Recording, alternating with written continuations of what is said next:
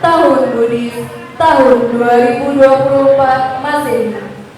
Para hadirin dipersilakan untuk berdiri berhadapan dengan tangan bersikap anjali karena para anggota Sangga akan memasuki ruangan bakti salat. Hidup penuh kasih, hidup penuh arti kehidupan yang dilalui. Hidup penuh cinta, hidup penuh makna kehidupan. Mulai berharga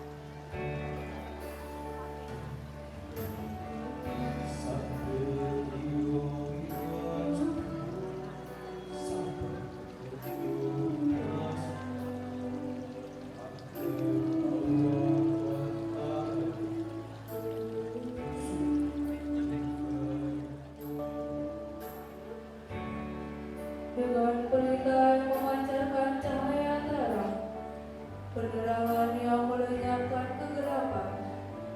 Kepada Buddha, cahaya tiga alam, penghalau kegelapan, aku memuja.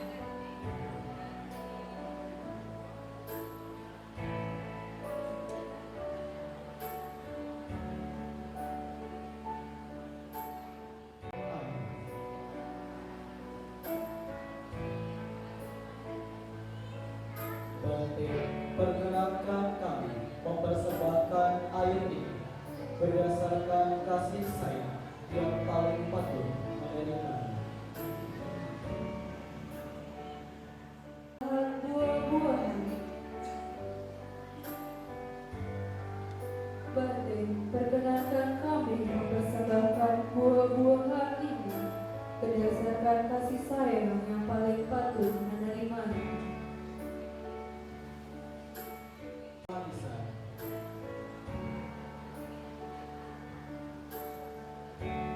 Bante, perkenankan kami mempersembahkan manisan ini berdasarkan kasih sayang yang paling patut menerimanya. Bahan makanan.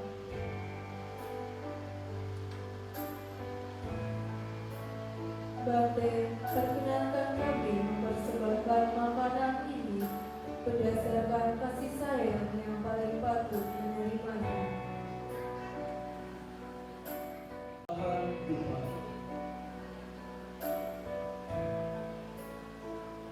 Dengan dupa yang harum semerbak, paduan unsur wewangian, aku menghormati dia yang patut dihormati, tempat memuja yang tiada bandingnya.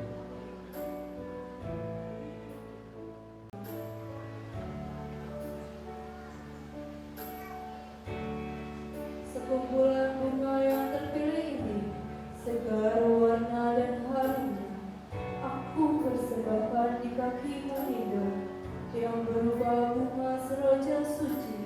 Dengan bunga-bunga ini, aku menghormati Buddha. Berkat jasa ini, semoga aku mencapai kebebasan seperti bunga yang akan layu. Demikian pula badan jasmaniku mengalami proses pelabuhan.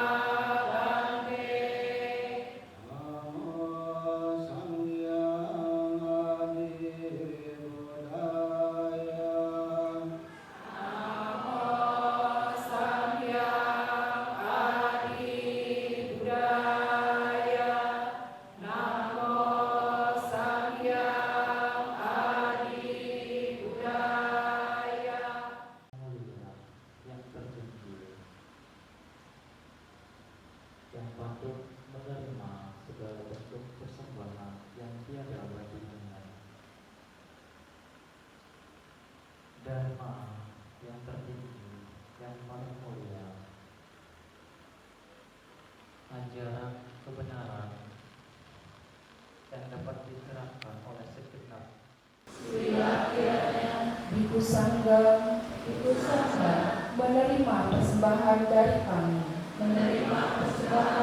kami, semoga kebajikan ini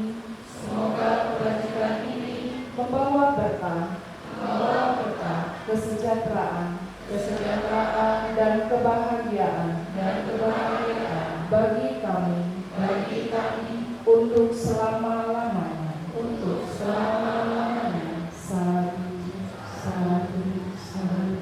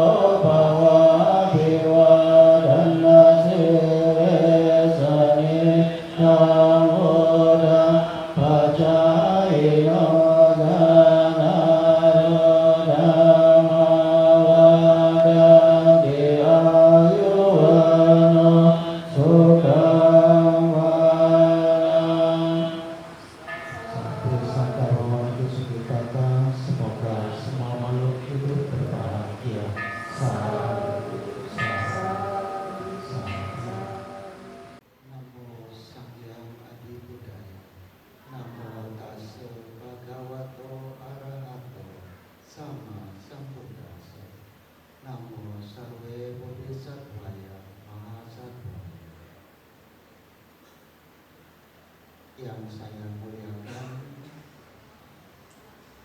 anggota Sangga yang bersama yang saya hormati Upasaka, Om Pandita, Upasaka, Ibu Pandita,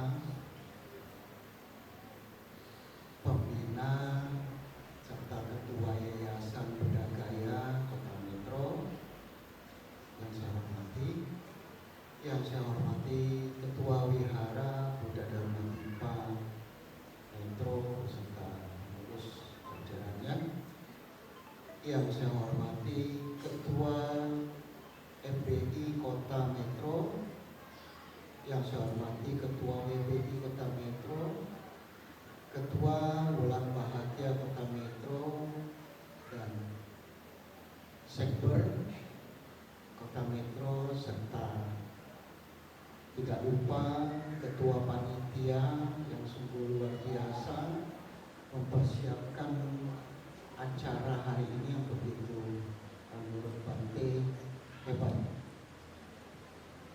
Dan yang saya hormati para sesepuh, Bapak Ibu, saudara-saudari yang terkasih dalam Dharma, terima kasih dalam Dharma, Namo Samgyang Adi Budaya, Namo Buddhaya.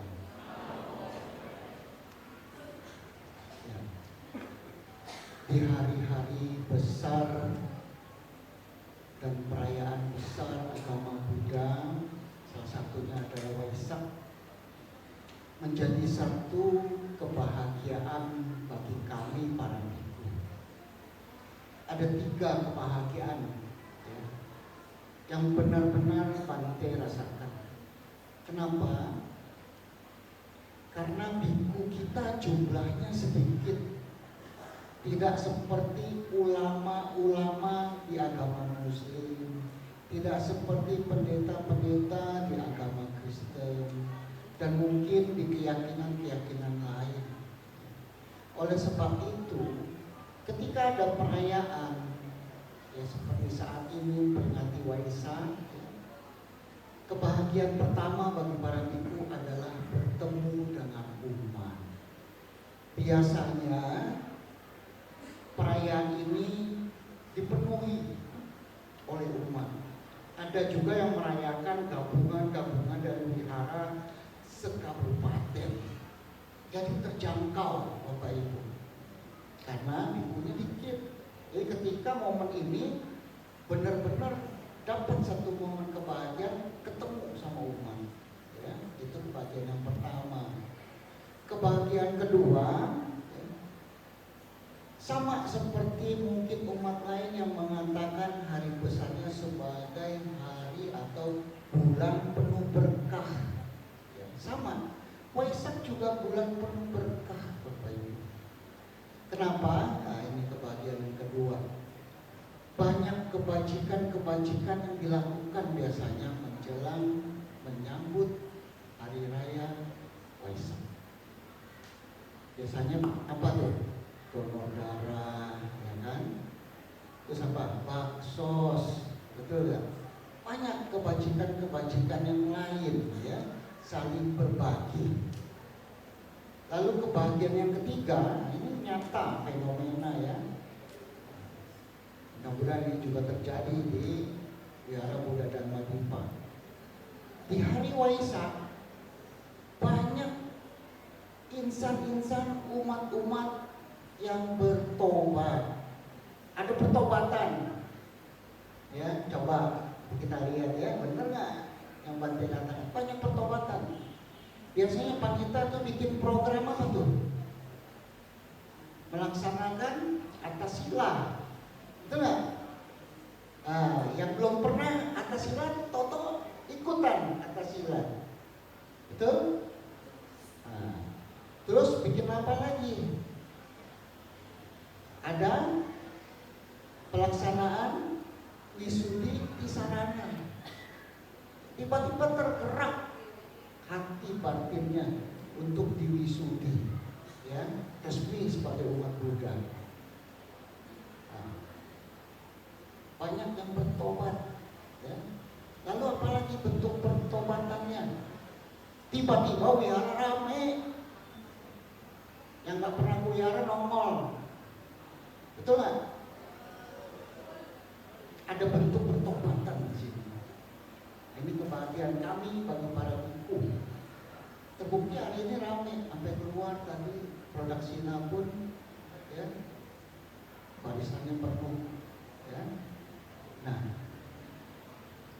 pada tahun ini Sangha Agung Indonesia mengangkat tema tentang keharmonisan, yang merupakan, ya, harmonisan merupakan pedoman hidup pendampingan dalam berbangsa. Ya. Ini tema yang luar biasa menurut Bante. Ya. Tapi pada kenyataannya, apakah praktik di lapangannya, praktik di dalam diri sendiri itu mudah dilaksanakan? Belum tentu, Bapak Ibu. Ya. Tapi keharmonisan yang Bante rasakan dan Bante lihat secara langsung sebenarnya sudah ada, ya, dan sudah dijalankan dengan baik oleh umat Buddha, bukan hanya di Wihara Buddha Dharma Dipa, tapi di seluruh Lampung. Ya. Kok bisa gitu, Bante? Dari mana Bante bisa ngomong gitu? Ya, tadi itu, ya, Bante serasa lagi jadi juri, ya, Buddha Dharma Dipa Idol. Iya, nyanyinya keren, luar biasa. Coba kalau nyanyinya saling ego, nggak ada keharmonisan, apa enak didengar tadi? Pasti kacau, ya, pasti kacau.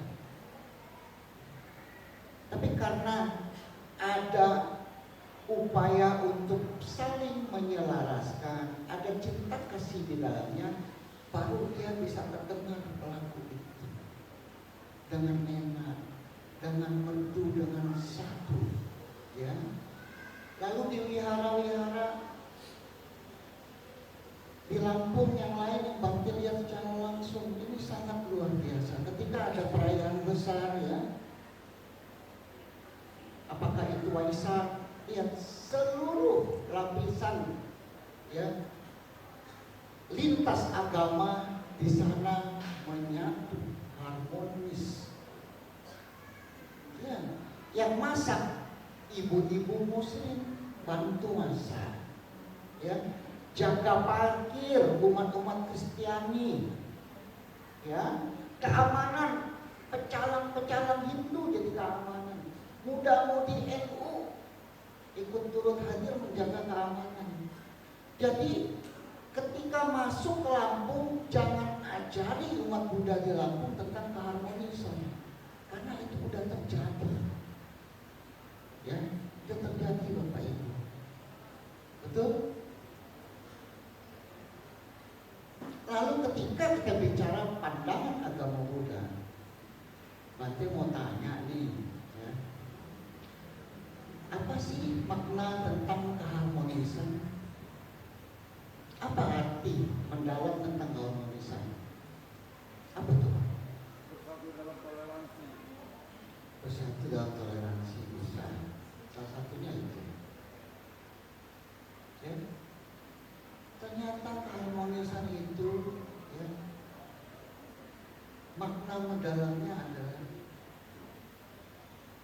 adanya upaya, ya, untuk saling menghargai satu sama lain, menciptakan perdamaian satu sama lain, tidak ada pertentangan di dalamnya. Ya. Ketika kita bicara tentang keharmonisan, ya, tentu kita bicara tentang persatuan dan kedamaian di dalamnya. Tidak ada permusuhan, tidak ada pertentangan, tidak ada konflik. Apakah Guru Agung kita Buddha Gotama pernah konflik? Pernah nggak? Hah? Ya. Pasti jawabnya pada enggak. Rata-rata ketika banyak tanya pasti jawabannya enggak. Guru Agung Buddha Gotama pernah konflik Bapak Ibu. Konflik apa? Konflik batin yang positif. Konflik itu ada dua. Ada yang positif, ada yang negatif, ya. Udah nggak tahu pernah konflik batin. Ketika apa? Ketika melihat 4 peristiwa, ya, yang menggugah hati nuraninya untuk meninggalkan istana. Itu konflik bukan? Konflik batin bukan? Konflik batin. Sehingga datanglah, ya, para Buddha di zaman-zaman terdahulu sebelum Pangeran Siddhartha, ya, mencapai kebuddhaan, datang mengingatkan, kurang lebih isinya seperti ini. Wahai makhluk suci nan agung, ya, ingatlah tekad dan sumpahmu pada kehidupan berlampau yang lalu, ketika di zaman Buddha di Pangkara. Dan inilah saatnya bangkit mencari obat kebahagiaan demi semua makhluk. Diingatkan oleh para Buddha terdahulu, ya, untuk bangkit. Sehingga Buddha memutuskan untuk meninggalkan istana. Ini konflik batin. Marah diam aja? Oh enggak. Ngapain kata marah? Ya. Apapun yang kamu mau, segala kemewahan, segala bentuk materi kamu memilikinya, nikmatilah ini semua, kata marah. Namun konflik batin dapat dipatahkan Bapak Ibu. Dengan apa? Sekali lagi dengan cinta kasih.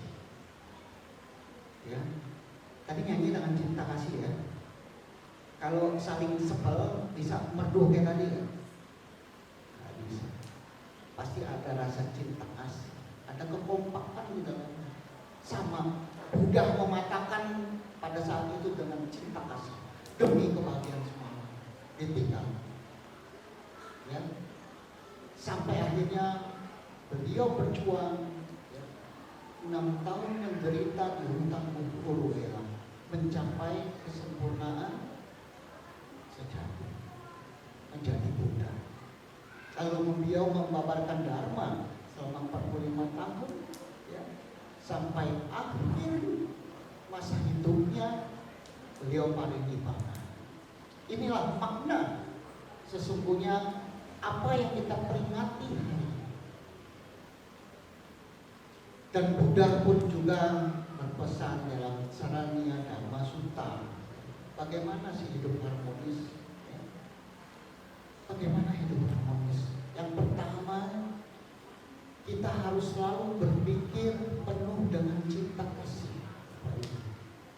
Yang kedua, kita harus selalu berucap penuh dengan cinta kasih. Yang ketiga, kita harus selalu bertindak penuh dengan cinta kasih. Berpikir ketika kita awali dengan penuh cinta kasih, maka sudah pasti tercipta keharmonisan. Kenapa? Tidak ada kebencian di dalamnya. Terjadi konflik kenapa? Lagi-lagi penyebabnya tidak akar kejahatan, kebencian, keserakahan, dan kebodohan batin.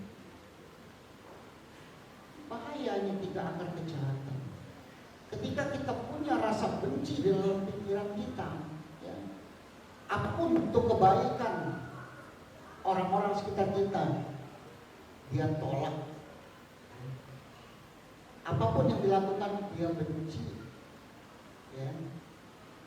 Terus yang kedua, tidak akan terjadi keharmonisan kalau ada keserakahan di dalamnya.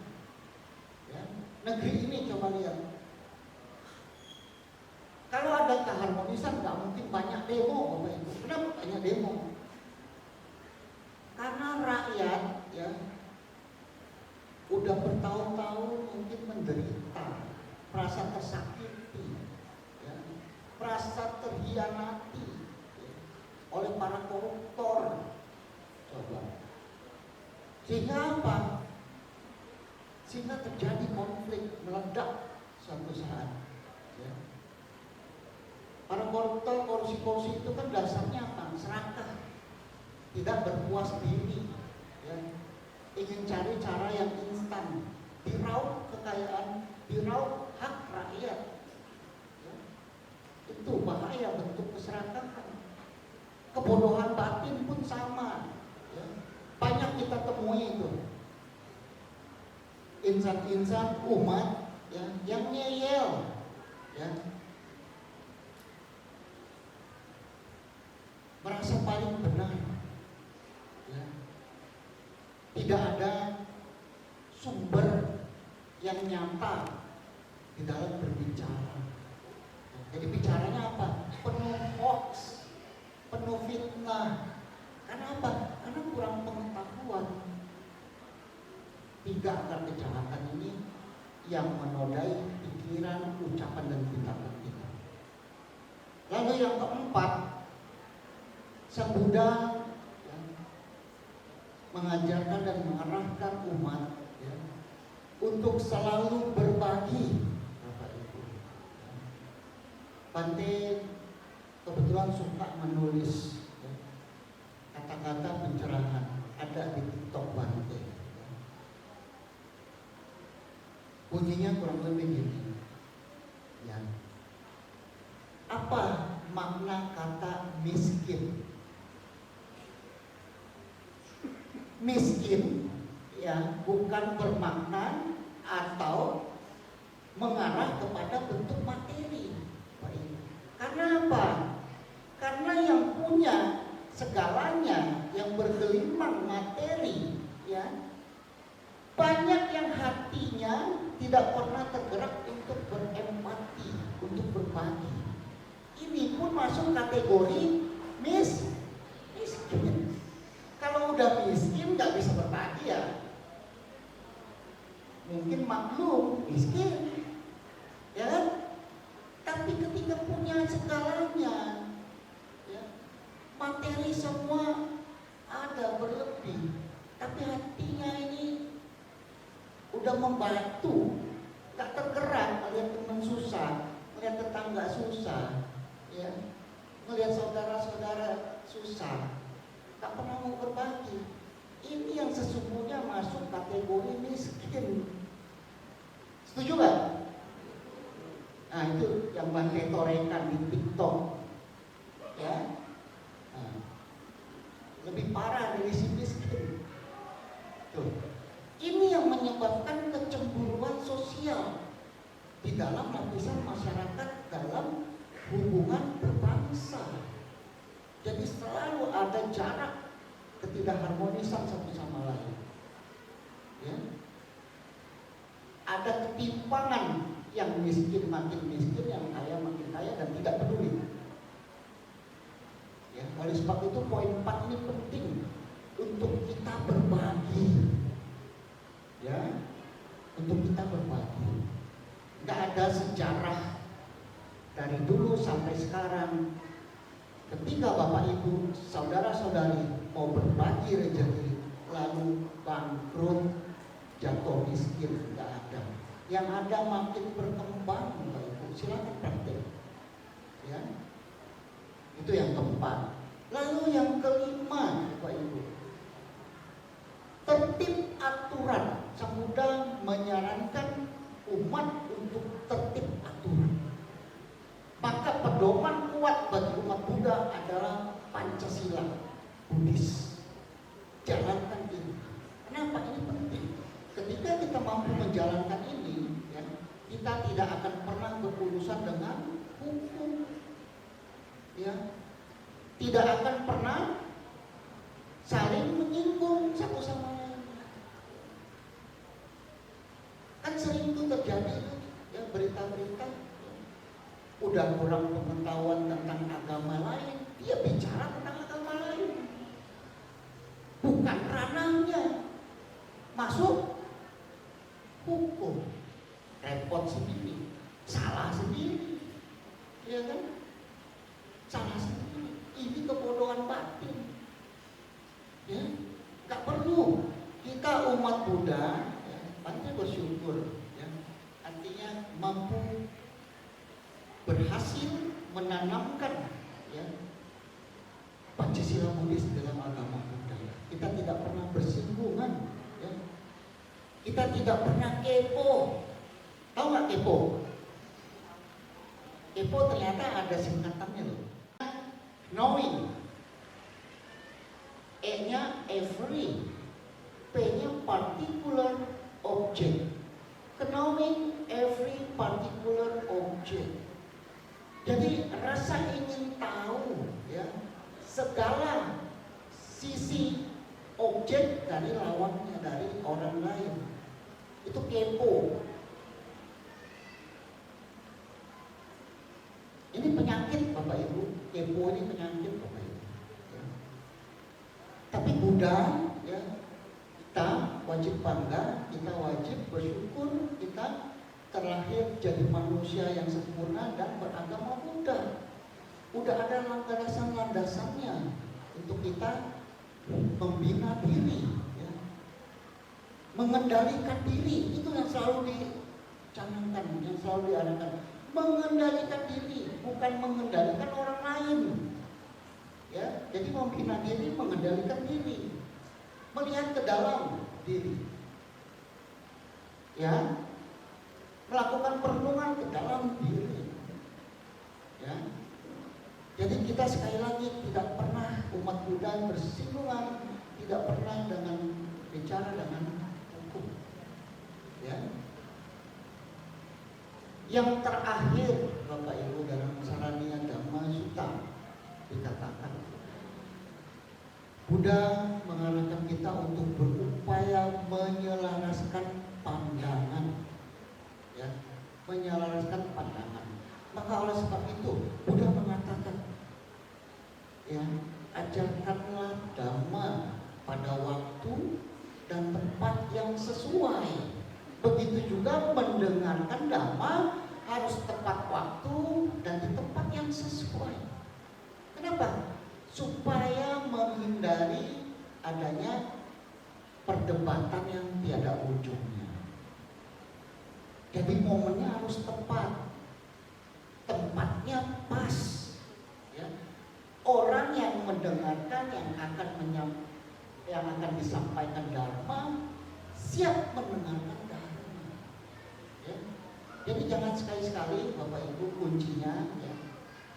Ketika nggak ada momen apa-apa ya, tiba-tiba nyerocos ya, lu jadi orang tuh nggak boleh gitu. Karena di dalam dharma begini-begini nggak akan berhasil Bapak Ibu, nggak akan ada manfaatnya. Yang terjadi apa?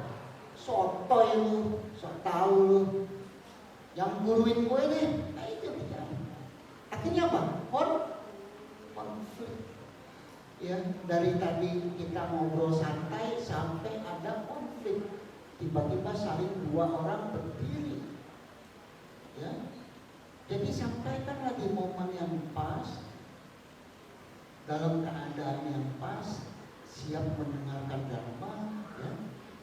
Baru bisa terjadi adanya keselarasan pandangan. Ya. Hindari Bapak Ibu ya berdebat. Bante pun demikian. Kita hidup ya cari apa? Damai. Ya, ingin bahagia. Debat sama orang, ribut sama orang, konflik sama orang, bikin mumet. Bante nggak mau. Ya, Bante tinggal biasanya. Ya, Bante katakan, iya, kamu benar. Kenapa Bapak Ibu? Ingat, benar salah itu persepsi. Persepsi Bante beda dengan persepsi Bapak Ibu. Ya, tapi ketika kita bicara dharma, kita mengacu pada ajaran Guru Agung kita. Kita tidak bicara persepsi.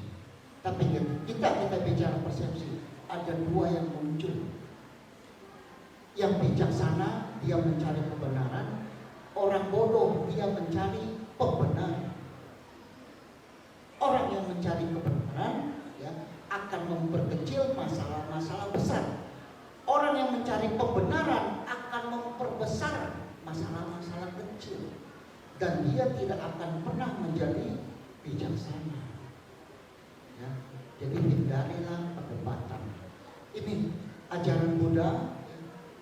6 jurus jitu untuk menciptakan keharmonisan di dalam hidup berdampingan berbangsa. Ya, ini penting Bapak Ibu untuk mengetahui ya bahwa di dalam agama Buddha semua komplit, semua diajarkan ya. Tapi Bapak Ibu sesungguhnya ya semua itu perlu praktik, semua itu perlu pembinaan diri Bapak Ibu.